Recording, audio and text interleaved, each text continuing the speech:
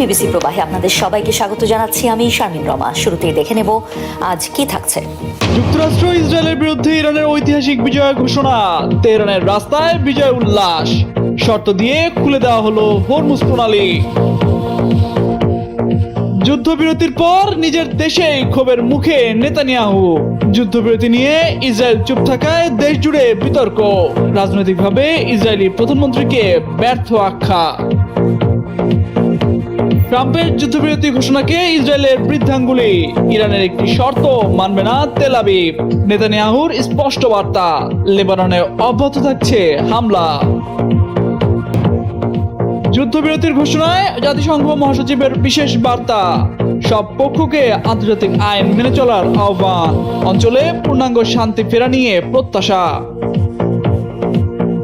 6 সপ্তাহের যুদ্ধে যুক্তরাষ্ট্রের বিজয় দাবি ট্রাম্পের, পূর্ণাঙ্গ সর্বাত্মক জয় বলে আখ্যা। যুদ্ধবিরতির পর এফপিকে মার্কিন প্রেসিডেন্টের সাক্ষাৎকার। ইরান যুক্তরাষ্ট্রের যুদ্ধবিরতি নিয়ে পাক প্রধানমন্ত্রীর টুইট বার্তা, পোস্টে ভুল নিয়ে সমালোচনার ঝড়, অত্যন্ত স্পর্শকাতর বিষয় নিয়ে নেট দুনিয়া তোলপাড়। ইরানে ইসরায়েল যুক্তরাষ্ট্রের টানা 39 দিনের আগ্রাসনের পর যুদ্ধবিরতির মধ্য দিয়ে জাগলো আশার আলো। ইসলামাবাদের মধ্যস্থতায় 2 সপ্তাহের জন্য বিধ্বংসী অস্ত্র ছেড়ে আলোচনার টেবিলে বসতে যাচ্ছে সংঘাতরতরা। 2 সপ্তাহের যুদ্ধবিরতি ঘোষণার পর বিজয় উদযাপনে ভাসছে গোটা ইরান। ইসরায়েলি শাসনের বিরুদ্ধে তেহরানের ভাষায় এটিকে এক চূড়ান্ত বিজয় হিসেবে আখ্যা দেওয়া হয়েছে। ঘোষণার পর বিজয় উল্লাসে মেতে ওঠেন ইরানিরা। সড়ক মহাসড়কে ইরানের পতাকা হাতে উল্লসিত নাগরিকদের ভিড়ে এক অন্যরকম মুহূর্তের সৃষ্টি হয়। এ সময় জনতা যুক্তরাষ্ট্র ইসরায়েলি আগ্রাসনের বিরুদ্ধে স্লোগান দিয়ে ইরানের সশস্ত্র বাহিনীকে সম্মান জানান। তেহরানের উচ্চপদস্থ কর্মকর্তারা এই বিজয়কে ঐতিহাসিক বিজয় হিসেবে বর্ণনা করে সামরিক ও গোয়েন্দা সংস্থার প্রশংসায় মাতেন। তেল আবিবের সামরিক অভিযানের মুখে এই উদযাপনগুলো ঐক্য ও প্রতিরোধের এক শক্তিশালী আঞ্চলিক মুহূর্তের প্রতীক হিসেবে দেখছেন ইরানিরা। এদিকে দেশটির পররাষ্ট্রমন্ত্রী সাইয়েদ আব্বাস আরাকচি জানান, দেশের ওপর হামলা বন্ধ হলে ইরানের সশস্ত্র বাহিনী প্রতিরক্ষামূলক অভিযান বন্ধ করবে। তিনি আরো বলেন, ইরান তার সশস্ত্র বাহিনীর সঙ্গে সমন্বয় করে 2 সপ্তাহের জন্য হরমুজ প্রণালী দিয়ে নিরাপদ যাতায়াতের অনুমতি দেবে। এর আগে পাকিস্তানের প্রধানমন্ত্রী এক্স বার্তায় জানান, 2 সপ্তাহের জন্য যুদ্ধ সাময়িক বন্ধে রাজি হয়েছে সংঘাতরতরা। মার্কিন প্রেসিডেন্ট ডোনাল্ড ট্রাম্পও সামাজিক যোগাযোগ মাধ্যমে বিষয়টি নিশ্চিত করেন। ইসরায়েলের ভেতরে নতুন করে বিতর্কের জন্ম দিয়েছে ইরান যুক্তরাষ্ট্রের সামরিক যুদ্ধবিরতি এবং সরকারের নীরবতা ঘিরে। আন্তর্জাতিক অঙ্গনে যখন এই সমঝোতা নিয়ে আলোচনা জোরদার হচ্ছে, ঠিক তখন স্পষ্ট কোনো অবস্থান না দেওয়ায় নিজ দেশের জনগণের কাছেই সমালোচনার মুখে পড়েছেন দেশটির প্রধানমন্ত্রী বেনিয়ামিন নেতানিয়াহু। বুধবার তেহরান ভিত্তিক সংবাদ মাধ্যম তাসনিম নিউজ এক প্রতিবেদনে জানায়, ইসরায়েলি চ্যানেল 12-এর সামরিক প্রতিবেদক নিৎসান সাপিরা সামাজিক যোগাযোগ মাধ্যমে সরকারের এই নীরবতার তীব্র সমালোচনা করেছেন। তিনি প্রশ্ন তুলেছেন, কেন যুক্তরাষ্ট্র ও ইরানের মতো গুরুত্বপূর্ণ কূটনৈতিক অগ্রগতি বিষয়ে ইসরায়েলি জনগণকে কোনো তথ্য জানানো হচ্ছে না। নিজের পোস্টে নেতানিয়াহুকে উদ্দেশ্য করে সাপিরা বলেন, ইসরায়েলি নাগরিকরা কি তাদের নেতাদের কাছ থেকে সরাসরি কোনো ব্যাখ্যা পাবেন, নাকি বিদেশি সংবাদ মাধ্যম, ইরানি সংবাদ সংস্থা তাসনিম এবং পাকিস্তানের সরকারের মুখপাত্রের দেওয়া বিবৃতির উপর নির্ভর করতে হবে? তার এই মন্তব্যে সরকারের তথ্য গোপনের প্রবণতা এবং জবাবদিহিতার অভাবের বিষয়টি নতুন করে আলোচনার জন্ম দিয়েছে। এদিকে বৈশ্বিক পরিস্থিতির প্রেক্ষাপটে দেখা যাচ্ছে, যুক্তরাষ্ট্রের প্রেসিডেন্ট ডোনাল্ড ট্রাম্প ইরানের সঙ্গে সংঘাতমূলক অবস্থান থেকে কিছুটা সরে এসে আলোচনায় আগ্রহ দেখিয়েছেন। তিনি ইরানের প্রস্তাবিত 10 দফা পরিকল্পনাকে আলোচনা ভিত্তি হিসেবে গ্রহণযোগ্য বলে উল্লেখ করেছেন। বিশ্লেষকদের মতে এই পরিবর্তিত অবস্থান ইসরায়েলের কৌশলগত অবস্থানকে চাপে ফেলতে পারে। বর্তমানে লেবাননের বিদ্রোহী গোষ্ঠীর সঙ্গে উত্তেজনাপূর্ণ পরিস্থিতির মধ্যেই এই যুদ্ধবিরতি ইসরায়েলের জন্য নতুন চ্যালেঞ্জ তৈরি করেছে। যদিও যুদ্ধবিরতির জন্য দেওয়া প্রস্তাবে লেবাননে হামলা বন্ধ রাখার বিষয়েও শর্ত আরোপ করেছে তেহরান, তবে এই শর্ত না মেনে হামলা অব্যাহত রাখার ঘোষণা দিয়েছে ইসরায়েলি প্রধানমন্ত্রী। তবে আগামী 11 এপ্রিল ইসলামাবাদে সম্ভাব্য আলোচনার আগে ইসরায়েলি সরকার কি অবস্থান নেয় সেটি এখন আন্তর্জাতিক মহলে প্রধান আগ্রহের বিষয় হয়ে উঠেছে। আর এই সাংবাদিক নিৎসান সাপিরের এই প্রতিবাদ মূলত একটি বৃহত্তর জন অসন্তোষের প্রতিফলন হিসেবেই দেখা হচ্ছে বলে মনে করছেন বিশ্লেষকরা। গত 28 ফেব্রুয়ারি শুরু হওয়া ইরান মার্কিন ইসরায়েলের আগ্রাসন আপাতত বন্ধ হয়েছে। ডোনাল্ড ট্রাম্প বুধবার ভোরে যুদ্ধবিরতির ঘোষণা দিয়েছেন। জাতিসংঘের মহাসচিব অ্যান্তনিও গুতেরেস মঙ্গলবার যুক্তরাষ্ট্র ও ইরানের 2 সপ্তাহের যুদ্ধবিরতিকে স্বাগত জানিয়েছেন। এ তথ্য জানায় তার মুখপাত্র স্টেফান দুজারিক। এক বিবৃতিতে দুজারিক জানান, জাতিসংঘ মহাসচিব যুক্তরাষ্ট্র ও ইরানের 2 সপ্তাহের যুদ্ধবিরতির ঘোষণাকে স্বাগত জানিয়েছেন। এছাড়াও জাতিসংঘ প্রধান মধ্যপ্রাচ্যের চলমান সংঘাতে সব পক্ষকে আন্তর্জাতিক আইন মেনে চলার এবং যুদ্ধবিরতির শর্ত পালনের আহ্বান জানিয়েছেন, যাতে এই অঞ্চলে একটি স্থায়ী ও পূর্ণাঙ্গ শান্তির পথ তৈরি হয়। ইরানের সাথে দীর্ঘ 6 সপ্তাহের যুদ্ধ পরিস্থিতির পর পূর্ণাঙ্গ ও সর্বাত্মক বিজয় দাবি করেছেন মার্কিন প্রেসিডেন্ট ডোনাল্ড ট্রাম্প। মঙ্গলবার ইরান যুদ্ধবিরতিতে সম্মতি জানানোর পর এএফপিকে দেওয়া এক সাক্ষাৎকারে এই দাবি করেন প্রেসিডেন্ট ট্রাম্প। জানান, এই সংঘাতে যুক্তরাষ্ট্র শতভাগ সফল হয়েছে এবং এই নিয়ে কোনো সন্দেহের অবকাশ নেই। বিবাদ নিরসনের শুরুতে পাকিস্তানের মধ্যে 15 দফার একটি শান্তি প্রস্তাব পাঠানো হয়েছিল। প্রথম প্রস্তাবটি ইরান প্রত্যাখ্যান করলে পরবর্তী সময়ে 45 দিনের যুদ্ধবিরতির একটি সংশোধিত প্রস্তাব দেওয়া হয়। দীর্ঘ আলোচনার পর ইরান 2 সপ্তাহের যুদ্ধবিরতিতে সম্মত হলে ট্রাম্প তা গ্রহণ করেন। তবে এই সমঝোতার আগে ট্রাম্প কঠোর হুঁশিয়ারি দিয়েছিলেন, চুক্তি না হলে ইরানের বিদ্যুৎ কেন্দ্র ও গুরুত্বপূর্ণ সেতু সহ সব অবকাঠামোয় ব্যাপক হামলা চালানো হবে। যুক্তরাষ্ট্রের পক্ষ থেকে ইরানকে পারমাণবিক কর্মসূচি ত্যাগ এবং বিশ্ববাজারের স্বার্থে হরমুজ প্রণালী উন্মুক্ত রাখার শর্ত দেওয়া হয়েছে। ট্রাম্প আশা প্রকাশ করেছেন, এই সংকট নিরসনে চীন মধ্যস্থতাকারীর ভূমিকা পালন করবে। বেঁধে দেওয়া সময়সীমার মধ্যে চূড়ান্ত সমঝোতা না হলে পুনরায় সামরিক ব্যবস্থা নেওয়ার ইঙ্গিত দিয়েছেন মার্কিন প্রেসিডেন্ট। পাকিস্তানের প্রধানমন্ত্রী শাহবাজ শরীফের একটি টুইট বার্তায় ঝড় উঠেছে নেট দুনিয়ায়। তার কারণ মাত্র একটি শব্দ, ড্রাফট। এই শব্দটি একটি গুরুত্বপূর্ণ কূটনৈতিক বার্তাকে সোশ্যাল মিডিয়ার হাসির খোরাকে পরিণত করেছে। যুদ্ধ পরিস্থিতি সাময়িক স্থগিতের বিষয়ে সামাজিক যোগাযোগ মাধ্যম এক্সে শাহবাজ শরীফের অ্যাকাউন্ট থেকে একটি পোস্ট করা হয়, কিন্তু বার্তার বিষয়বস্তুর চেয়ে এর এডিট হিস্ট্রি বেশি আলোচনায় উঠে আসে। ঘটনা হলো, শরীফের মূল পোস্টটির আগের একটি সংস্করণে লেখা ছিল draft Pakistan's PM message on x, যার বাংলা করলে দাঁড়ায় সংস্করণ এক্সে পাকিস্তানের প্রধানমন্ত্রীর বার্তা। চূড়ান্ত পোস্টে এই অংশটি সরিয়ে দেওয়া হয়, কিন্তু এক্সের এডিট ফিচারের কারণে যে কেউ আগের সংস্করণটি দেখতে পাচ্ছিলেন। এতেই বাধে বিপত্তি, কারণ প্রধানমন্ত্রীর অফিসের কেউ এই ড্রাফট লিখে দিলে তিনি লিখতেন মাননীয় প্রধানমন্ত্রীর এক্স পোস্ট। তা না করে পাকিস্তানের প্রধানমন্ত্রীর এক্স পোস্ট লেখায় তা পাকিস্তানের বাইরের কারো লেখা বলেই ধারণা করছেন নেটিজেনরা। এ বিষয়ে এক্সে এক ব্যবহারকারী লিখেছেন, যিনি একটি টুইট ঠিকমতো পোস্ট করতে পারেন না, তিনি দেশ চালাবেন কিভাবে? আরেকজনের মন্তব্য, শাহবাজ শরীফকে দেখুন, ট্রাম্প যে বার্তা পোস্ট করতে বলেছেন সেটি এক্সে দিয়ে কত খুশি তিনি। এছাড়াও নানা রকম সমালোচনায় ভাসছে পাকিস্তানের প্রধানমন্ত্রীর টুইটটি। মূল পোস্টে শরীফ লিখেছিলেন, মধ্যপ্রাচ্যের চলমান যুদ্ধের শান্তিপূর্ণ সমাধানের জন্য কূটনৈতিক প্রচেষ্টা এগিয়ে চলেছে। কূটনীতিকে সময় দিতে আমি আন্তরিকভাবে প্রেসিডেন্ট ট্রাম্পকে 2 সপ্তাহের সময়সীমা বাড়ানোর অনুরোধ করছি। পাকিস্তান আন্তরিকভাবে ইরানি ভাইদের অনুরোধ করছে একটি শুভেচ্ছার নিদর্শন হিসেবে 2 সপ্তাহের জন্য হরমুজ প্রণালী উন্মুক্ত রাখতে। আমরা সব যুদ্ধরত পক্ষকে 2 সপ্তাহের জন্য সর্বত্র যুদ্ধবিরতি মেনে চলার আহ্বান জানাচ্ছি। এই ঘটনা এমন এক সময়ে ঘটেছে যখন যুদ্ধ পরিস্থিতি অত্যন্ত স্পর্শকাতর একটি রূপ নিয়েছে। রক্তক্ষয়ী উত্তেজনার মধ্যেই হরমুজ প্রণালীর নিরাপত্তা নিয়ে গুরুত্বপূর্ণ এক ভোট হয়ে গেল জাতিসংঘ নিরাপত্তা পরিষদে। বাণিজ্যিক নৌ চলাচল সচল রাখতে আনা প্রস্তাবটি শেষ পর্যন্ত থেমে গেল চীন ও রাশিয়ার ভেটোতে। ফলে সংকট নিরসনে আন্তর্জাতিক ঐকমত্যের বদলে নতুন করে কূটনৈতিক বিভাজন স্পষ্ট হয়ে দাঁড়িয়েছে। বার্তা সংস্থা রয়টার্সের তথ্য অনুযায়ী মঙ্গলবার বাহরাইনের উত্থাপিত খসড়া প্রস্তাবটি 15 সদস্যের পরিষদে 11টি সমর্থন পেলেও 2 স্থায়ী সদস্যের বিরোধিতায় তা বাতিল হয়। প্রস্তাবে হরমুজ প্রণালীতে নিরাপদ নৌ চলাচল নিশ্চিত করতে কঠোর ব্যবস্থা, এমনকি সাময়িক পদক্ষেপের পথটিও খোলা রাখার কথা ছিল। তবে চীন ও রাশিয়া শুরু থেকেই আপত্তি জানায়। তাদের প্রধান উদ্বেগ ছিল প্রস্তাবটি বাস্তবে সীমাহীন সাময়িক হস্তক্ষেপের সুযোগ তৈরি করতে পারে। যদিও প্রস্তাবের 7ম অধ্যায়ের উল্লেখ পরে শিথিল করা হয়, তবুও তারা মনে করে এই শক্তি প্রয়োগের ঝুঁকি থেকে যায়। আরেকটি বড় কারণ ছিল প্রস্তাবের একপাক্ষিকতা। তাদের মতে এতে মধ্যপ্রাচ্যে উত্তেজনার মূল উৎস মার্কিন ইসরায়েলি হামলার প্রসঙ্গ উপেক্ষা করে শুধু ইরানের ভূমিকা তুলে ধরা হয়েছে, যা পরিস্থিতি আরো জটিল করতে পারে। এছাড়া নতুন নিষেধাজ্ঞার প্রস্তাবও তারা প্রত্যাখ্যান করে, কারণ এতে বৈশ্বিক জ্বালানি সরবরাহ ও সাধারণ মানুষের জীবনে নেতিবাচক প্রভাব পড়তে পারে বলে তাদের আশঙ্কা।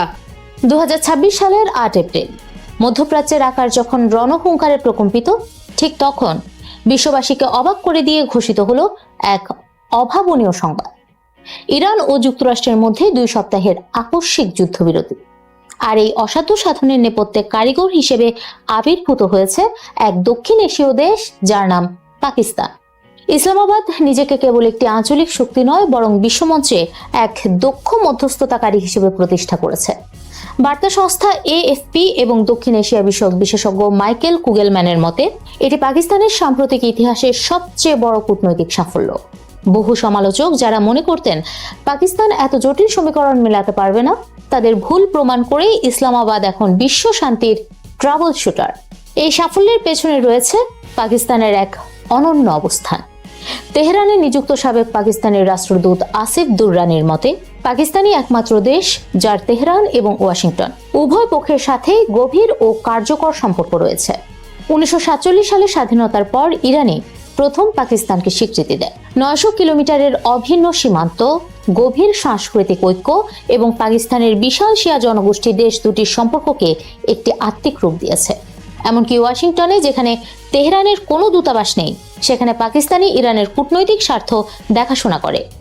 অন্যদিকে সেনাপ্রধান জেনারেল আসিম মুনির এবং প্রেসিডেন্ট ডোনাল্ড ট্রাম্পের ব্যক্তিগত সম্পর্ক এই বরফ গলাতে গুরুত্বপূর্ণ ভূমিকা রেখেছে। ট্রাম্পের ভাষায়, পাকিস্তান ইরানকে অন্যদের তুলনায় অনেক বেশি ভালো বোঝে। পাকিস্তানের এই কূটনৈতিক মিশন মোটেও সহজ ছিল না। 2025 সালে সৌদি আরবের সাথে প্রতিরক্ষা চুক্তিতে আবদ্ধ হওয়া সত্ত্বেও পাকিস্তান তেহরানের সাথে ভারসাম্য বজায় রাখতে সক্ষম হয়েছে। প্রধানমন্ত্রী শেহবাজ শরীফ রিয়াদ সফর করে সৌদি সমর্থন নিশ্চিত করেছেন। অন্যদিকে পররাষ্ট্রমন্ত্রী ইসাকদার বেজিং সফর করে চীনের সাথে সমন্বয় করেছেন। চীনও খোলাখুলিভাবে বলেছে পরিস্থিতি শান্ত করতে পাকিস্তানের ভূমিকা বিশেষ ও গুরুত্বপূর্ণ। পাকিস্তানের এই শান্তির ক্ষুধার পেছনে কাজ করেছে কঠোর অর্থনৈতিক বাস্তবতা। পরমাণু শক্তিধর এই দেশটি জ্বালানি তেলের জন্য হরমুজ প্রণালীর ওপর নির্ভরশীল। যুদ্ধ দীর্ঘস্থায়ী হলে জ্বালানির আকাশ ছোঁয়া দাম আর্থিক সংকটে থাকা পাকিস্তানের বর্তমান সরকারকে খাদের কিনারে ঠেলে দিত। তাই নিজের অস্তিত্বের স্বার্থেই ইসলামাবাদকে এই মধ্যস্থতায় নামতে হয়েছে। আগামী 10 এপ্রিল থেকে ইসলামাবাদে শুরু হতে যাচ্ছে ঐতিহাসিক সংলাপ। ইরান ও যুক্তরাষ্ট্রের প্রতিনিধিরা মুখোমুখি বসবেন এক টেবিলে। রাষ্ট্রদূত আসিফ দুররানি মনে করেন, সরাসরি আলোচনা হোক বা পরোক্ষ, ভাষাগত ও সাংস্কৃতিক সেতুবন্ধন হিসেবে পাকিস্তানি তেহরানের সবচেয়ে স্বাচ্ছন্দ্যের জায়গা। আফগানিস্তান ও ভারতের সাথে অস্থির সম্পর্কের মধ্যে দাঁড়িয়ে পাকিস্তান বিশ্বমঞ্চে নিজের যে সক্ষমতা দেখালো, তা কেবল যুদ্ধবিরতি নয়, বরং আঞ্চলিক ভারসাম্যের এক নতুন যুগের সূচনা। যদি এই আলোচনা স্থায়ী শান্তিতে রূপ নেয়, তবে ডোনাল্ড ট্রাম্পের যোগ্য হিসেবে দেখা সেই নোবেল শান্তি পুরস্কারের দাবিদার শুধু ব্যক্তি নয়, পুরো পাকিস্তানও হতে পারে। বিশ্ব এখন তাকিয়ে আছে 10 এপ্রিলের ইসলামাবাদের দিকে। 90-এর দশকে সেই চেনা পৃথিবীটা আর নেই। এতদিন বিশ্ব শাসন করে আসছে যুক্তরাষ্ট্র, চীন আর রাশিয়া। ক্ষমতার এই সমীকরণের উৎস ছিল জিডিপির আকার আর পারমাণবিক অস্ত্রের সংখ্যা দিয়ে। কিন্তু 2026 সালের এই উত্তাল এপ্রিলে এসে দেখা যাচ্ছে সেই পুরনো মানচিত্রের ওপর কেউ একজন কালো কালিতে নতুন এক রেখা টেনে দিয়েছে। সেই রেখাটির নাম ইরান। নিউ ইয়র্ক টাইমসের এক প্রতিবেদন বলছে, ইরান বাকি 3 পরাশক্তির মতো বিশাল অর্থনীতির দেশ নয়, কিন্তু তাদের হাতে আছে এমন এক সুইচ যা টিপলে বিশ্ব অর্থনীতির হৃৎপিণ্ড থমকে যেতে পারে। বিশ্লেষকরা ভেবেছিলেন ইরান হয়তো এই পথ পুরোপুরি বন্ধ করে দেবে, কিন্তু ইরান তার চেয়েও ধূর্ত চাল চেলেছে। তারা পথ বন্ধ করেনি, বরং বেছে বেছে নির্দিষ্ট কিছু দেশের ওপর অবরোধ আরোপ করছে। ফল যা হওয়ার তাই হয়েছে। নৌপথ খোলা থাকলেও আতঙ্ক আর বীমা কোম্পানির চড়া কিস্তির কারণে জাহাজ চলাচল 90% কমে গেছে। আধুনিক অর্থনীতিতে স্রেফ তেলের সরবরাহ থাকলেই হয় না, তার নিশ্চয়তাও থাকতে হয়। যখন একটি ড্রোনের আঘাতে কোটি কোটি ডলারের জাহাজ অকেজো হয়ে যায়, তখন মুক্ত বাজারের তত্ত্ব আর খাটে না। হোয়াইট হাউস এখন এক অদ্ভুত চোরাবালিতে দাঁড়িয়ে। তাদের সামনে 2টি পথ খোলা রয়েছে। প্রথমটি হলো রক্তাক্ত দীর্ঘস্থায়ী যুদ্ধ। হরমুজের নিয়ন্ত্রণ নিতে হলে ইরানকে পুরোপুরি পরাস্ত করতে হবে, যা এই সময়ে এসে অসম্ভব এক চ্যালেঞ্জ হয়ে দাঁড়িয়েছে। প্রতিটি জাহাজকে মাইন আর ড্রোন থেকে রক্ষা করা মানে 24 ঘন্টা পূর্ণকালীন যুদ্ধ চালানো। দ্বিতীয় পথ হলো নতুন বাস্তবতা মেনে নেওয়া, জ্বালানি ব্যবস্থায় আমেরিকার একক রাজত্ব বিসর্জন দিয়েই ইরানের শর্ত মেনে নেওয়া। ফ্রান্সের প্রেসিডেন্ট ইমানুয়েল ম্যাক্রোর সাম্প্রতিক বক্তব্য যেন সেই আগাম পরাজয়েরই স্বীকারোক্তি। তিনি সাফ জানিয়ে দিয়েছেন, শক্তি প্রয়োগ করে হরমুজ সচল করা সম্ভব নয়, সমাধান খুঁজতে হবে ইরানের সঙ্গে আলোচনার টেবিলে। সবচেয়ে বড় অস্থিরতা দানা বাঁধছে এশিয়ায়। জাপান, ভারত, দক্ষিণ কোরিয়া কিংবা বাংলাদেশের মতো দেশগুলো যারা মধ্যপ্রাচ্যের জ্বালানির উপর চরমভাবে নির্ভরশীল, তারা এখন নতুন এক সংকটের মুখে। যখন 20% তেল ইরানের কবজায় আর 11% রাশিয়ার মুঠোয় থাকবে, তখন এই দুই শক্তি মিলে এক বিশাল জ্বালানি কার্টেল বা জোট গঠন করে পশ্চিমা বিশ্বকে জিম্মি করে ফেলতে পারে। চীন তার বিশাল জ্বালানি চাহিদার জন্য ইরানের ওপর আরো বেশি নির্ভরশীল হবে, আর রাশিয়া চাইবে বাজারটা এভাবেই উত্তপ্ত থাকুক।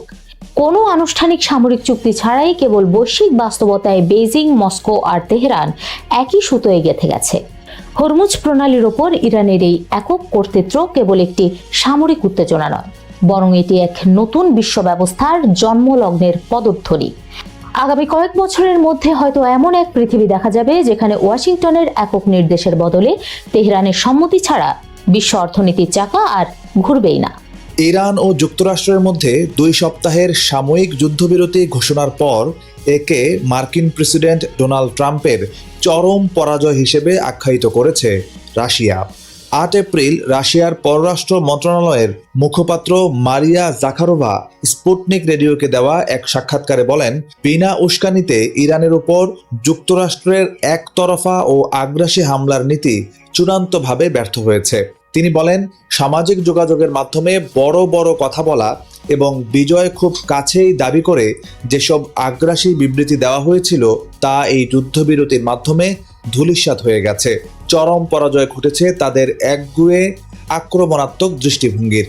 জাখারোভা আরও জানান, রাশিয়া শুরু থেকেই ইরানের ওপর আগ্রাসন অবিলম্বে বন্ধ করে একটি প্রকৃত রাজনৈতিক ও কূটনৈতিক সমাধানের উপর জোর দিয়ে আসছিল, কারণ সামরিক শক্তি প্রয়োগ করে এই সংকটের কোনো টেকসই সমাধান সম্ভব নয়।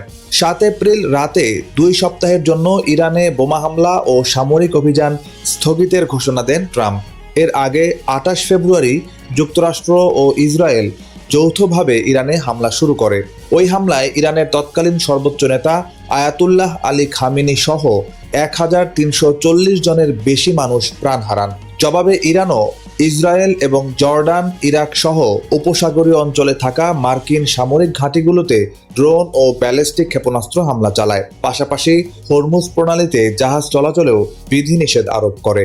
ইরানে 2 সপ্তাহের যুদ্ধবিরতির সিদ্ধান্ত নিয়েছেন মার্কিন প্রেসিডেন্ট ডোনাল্ড ট্রাম্প। এমন খবর প্রকাশের পর আনুষ্ঠানিকভাবে বিবৃতি দিয়েছে ইসরায়েলের প্রধানমন্ত্রীর দপ্তর। বিবৃতিতে বলা হয়েছে, ট্রাম্পের এমন সিদ্ধান্তে সায় রয়েছে ইসরায়েলের প্রধানমন্ত্রী বেনিয়ামিন নেতানিয়াহুর। তবে এই সিদ্ধান্তে মোটেও খুশি নন নেতানিয়াহু।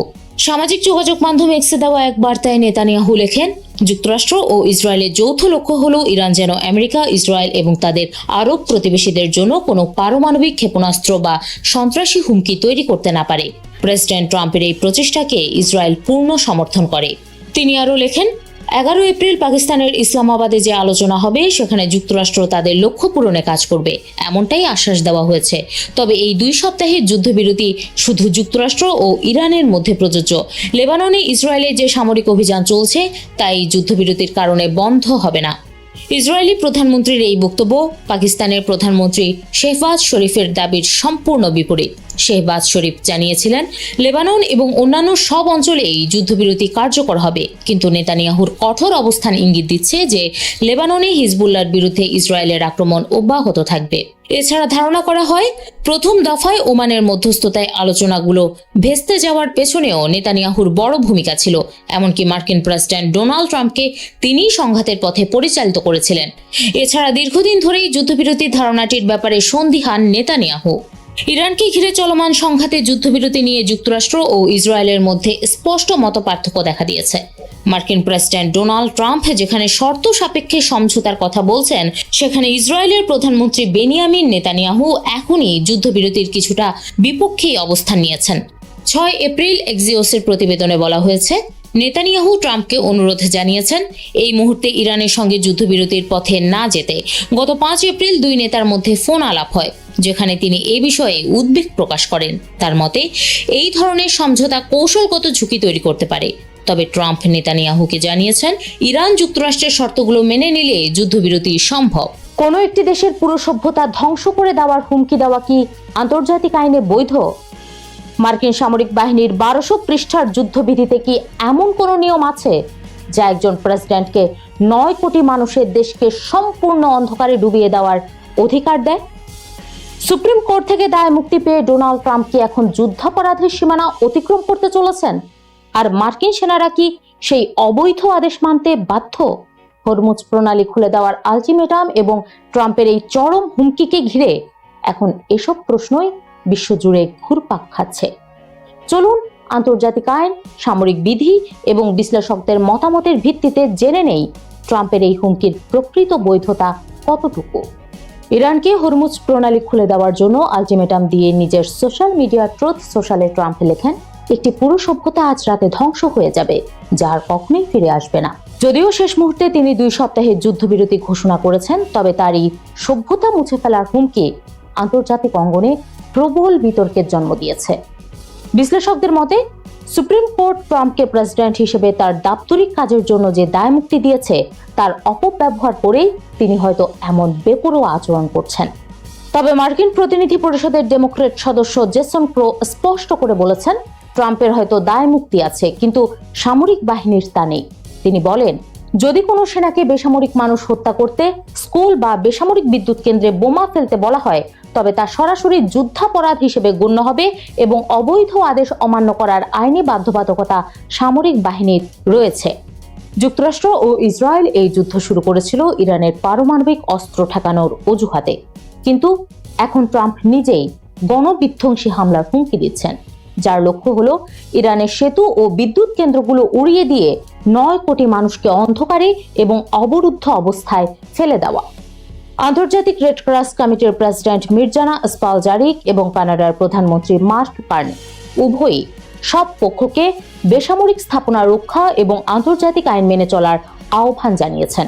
এছাড়া যুক্তরাষ্ট্রের 100 জনেরও বেশি আইন বিশেষজ্ঞ এক যৌথ বিবৃতিতে বলেছেন, আগাম আক্রমণ করে শুরু হওয়া এই যুদ্ধ এমনিতেই জাতিসংঘের সনদের লঙ্ঘন। তার উপর জ্বালানি অবকাঠামোতে হামলা সরাসরি যুদ্ধাপরাধ হিসেবে বিবেচিত হতে পারে। কিছু বিশেষজ্ঞ অবশ্য ভিন্ন মত পোষণ করেন। জর্জ মেসন ইউনিভার্সিটির অধ্যাপক ইউজিন কান্টারাভিচ মনে করিয়ে দেন যে দ্বিতীয় বিশ্বযুদ্ধ, কোরিয়া, ভিয়েতনাম, এমনকি 1999 সালে যুগোস্লোভিয়াতেও যুক্তরাষ্ট্র বিদ্যুৎ কেন্দ্রে হামলা চালিয়েছিল। মার্কিন সামরিক যুদ্ধবিধি অনুযায়ী বিদ্যুৎ কেন্দ্র বা সেতুতে লক্ষ্যবস্তু করা তখনই বৈধ যখন এটি শত্রুর সামরিক শক্তিতে কার্যকর অবদান রাখে এবং এটি ধ্বংস করলে সুস্পষ্ট সামরিক সুবিধা পাওয়া যায়। কিন্তু এখানে সবচেয়ে বড় বাধা হলো আন্তর্জাতিক আইনের প্রপোর্শনালিটি বা সমানুপাতিকতার নীতি। এই নীতি অনুযায়ী যে হামলায় সামরিক সুবিধার চেয়ে সাধারণ মানুষের বা বেসামরিক ক্ষতি অনেক বেশি হওয়ার আশঙ্কা থাকে তা সম্পূর্ণ নিষিদ্ধ।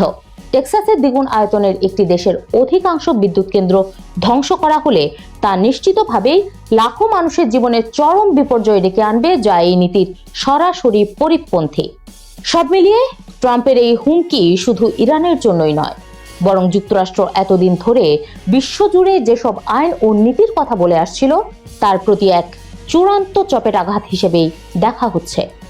মধ্যপ্রাচ্যে ভয়াবহ এক যুদ্ধে বিরতি এসেছে। আগামী 2 সপ্তাহ কোনো ধরনের হামলা না চালানোর ঘোষণা দিয়েছে ইরান ও তার শত্রুপক্ষ যুক্তরাষ্ট্র ও ইসরায়েল। তবে যুদ্ধের দামামা থামার আগে ভয়াবহ পরিস্থিতির মুখোমুখি হয়েছে তেহরান। দেশটিকে পঙ্গু করতে সব চেষ্টা চালিয়েছে তেল আবিব ও ওয়াশিংটন। ইরানের সামরিক স্থাপনার পাশাপাশি দেশটির বেসামরিক ও সাংস্কৃতিক অবকাঠামোগুলো বেছে বেছে লক্ষ্যবস্তু করেছে ইসরায়েল। গত কয়েকদিনে যুক্তরাষ্ট্র ও ইসরায়েলি বিমান হামলায় ইরানের শীর্ষস্থানীয় অন্তত 30টি বিশ্ববিদ্যালয় এবং অসংখ্য গবেষণা কেন্দ্র পরিণত হয়েছে ধ্বংসস্তূপে। তেহরানের শরীফ ইউনিভার্সিটি অব টেকনোলজিতে চালানো সাম্প্রতিক হামলাটি এই ধ্বংসযজ্ঞের এক ভয়াবহ প্রতীক। ইরানের শ্রেষ্ঠ বিজ্ঞান ও প্রকৌশল বিদ্যাপীঠ হিসেবে পরিচিত শরীফ বিশ্ববিদ্যালয়ে চালানো হামলায় মাটির সঙ্গে মিশে গেছে একাধিক ভবন। সবচেয়ে বড় আঘাত এসেছে বিশ্ববিদ্যালয়ের কৃত্রিম বুদ্ধিমত্তা এআই কেন্দ্রে। কর্তৃপক্ষের মতে এই কেন্দ্রে থাকা গুরুত্বপূর্ণ ডেটাবেস এবং দীর্ঘ 2 বছরের গবেষণার ফসল ধ্বংস হয়ে গেছে পুরোপুরি। বিশ্ববিদ্যালয়ের প্রেসিডেন্ট মাসুদ তাজরিই ক্ষোভের সঙ্গে বলেন, শত্রুরা ইরানের মেধা ও অগ্রগতিকে ভয় পায়। আমাদের এআই প্রযুক্তি অর্জনের পথ রুদ্ধ করতেই এই পরিকল্পিত হামলা চালানো হয়েছে। শুধু শরীফ বিশ্ববিদ্যালয়ই নয়, গত 28 ফেব্রুয়ারি যুদ্ধ শুরুর পর থেকে ইরানের উচ্চশিক্ষা খাতের ওপর চালানো হয়েছে পদ্ধতিগত আক্রমণ। ইরানের বিজ্ঞান ও প্রযুক্তি মন্ত্রী হোসেন সিমাই সারাফ জানিয়েছেন, এটি কোনো সাধারণ যুদ্ধ নয়, বরং একটি পুরো সভ্যতার মেধা ধ্বংসের চেষ্টা। বিশ্ববিদ্যালয়গুলো অনলাইনে ক্লাস নেওয়ায় ছাত্রছাত্রীদের প্রাণহানি এড়ানো গেলেও যুদ্ধের শুরু থেকে এখন পর্যন্ত প্রাণ হারিয়েছেন ইরানে 2000-এরও বেশি মানুষ। স্টিল ফ্যাক্টরি ও পেট্রোকেমিক্যাল প্ল্যান্টগুলো ধ্বংস হওয়ায় দেশটির অর্থনীতি এখন খাদের কিনারায়। তেহরানের এক শিক্ষার্থী আল জাজিরাকে বলেন, আপনি যদি একটি দেশের বিদ্যুৎ কেন্দ্র, সেতু আর বিজ্ঞান গবেষণাগারে হামলা চালানোকে জায়েজ মনে করেন, তবে আপনি যে কোনো অপরাধী করতে পারেন। আমাদের ভবিষ্যৎ চুরি করা হচ্ছে। সম্প্রতি প্রেসিডেন্ট ট্রাম্প দম্ভ করে বলেছেন, ওয়াশিংটন আজ যুদ্ধ বন্ধ করলেও ইরানের পুনর্গঠনে 20 বছর সময় লাগবে। আর যদি যুদ্ধ চলতে থাকে তবে ইরানকে আগের অবস্থায় ফিরতে অপেক্ষা করতে হবে 100 বছর। আন্তর্জাতিক আইন লঙ্ঘন করে বেসামরিক স্থাপনায় এই হামলাকে যুদ্ধাপরাধ হিসেবে গণ্য করছে মানবাধিকার সংস্থাগুলো। ইরান জুড়ে এখন কেবলই ধোঁয়া আর ধ্বংসস্তূপের গন্ধ। যুক্তরাষ্ট্রের সঙ্গে 2 সপ্তাহের যুদ্ধবিরতিতে সম্মত হয়েছে ইরান। তেহরানের 10 দফা প্রস্তাবকে ভিত্তি করে 10 এপ্রিল পাকিস্তানের রাজধানী ইসলামাবাদে ওয়াশিংটনের সঙ্গে আলোচনা শুরু হবে। এই ঘোষণার আগে মার্কিন প্রেসিডেন্ট ডোনাল্ড ট্রাম্প ইঙ্গিত দেন, ইরানের বিরুদ্ধে কঠোর অবস্থান আপাতত স্থগিত রাখা হচ্ছে, তবে এই যুদ্ধবিরতির একটি গুরুত্বপূর্ণ শর্ত রয়েছে, আর তা হলো ইরানকে অবিলম্বে হরমুজ প্রণালী পুরোপুরি এবং নিরাপদভাবে খুলে দিতে হবে। বিশ্বের বড় একটি অংশের তেল ও গ্যাস সরবরাহ এই জলপথ দিয়ে পরিবাহিত হয়, ফলে এই নিরাপত্তা বৈশ্বিক অর্থনীতির জন্য অত্যন্ত গুরুত্বপূর্ণ। ট্রুথ সোশ্যালে ট্রাম্প লেখেন, আমরা ইতোমধ্যে ইরানের 10 দফা প্রস্তাব পেয়েছি। এটি আলোচনার জন্য একটি কার্যকর ভিত্তি হতে পারে। 2 দেশই বেশিরভাগ বিরোধপূর্ণ বিষয়ে একমতের কাছাকাছি পৌঁছেছে। আশা করি এই 2 সপ্তাহে একটি চূড়ান্ত চুক্তিতে পৌঁছানো যাবে। ইরানের পররাষ্ট্রমন্ত্রী আব্বাস আরাকচিও যুদ্ধবিরতির বিষয়টি নিশ্চিত করেছেন। সামাজিক যোগাযোগ মাধ্যম এক্সে দেওয়া এক পোস্টে তিনি বলেন, যুক্তরাষ্ট্র যদি ইরানের উপর হামলা বন্ধ রাখে তাহলে ইরানের সশস্ত্র বাহিনীও তাদের প্রতিরক্ষামূলক কার্যক্রম স্থগিত রাখবে। হরমুজ প্রণালী দিয়ে নিরাপদ চলাচল নিশ্চিত করতে তেহরান প্রস্তুত। তিনি আরো বলেন, ট্রাম্প প্রশাসন আলোচনার ভিত্তি হিসেবে ইরানের 10 দফা প্রস্তাবের সাধারণ কাঠামো গ্রহণ করায় এই সিদ্ধান্ত নেওয়া সম্ভব হয়েছে।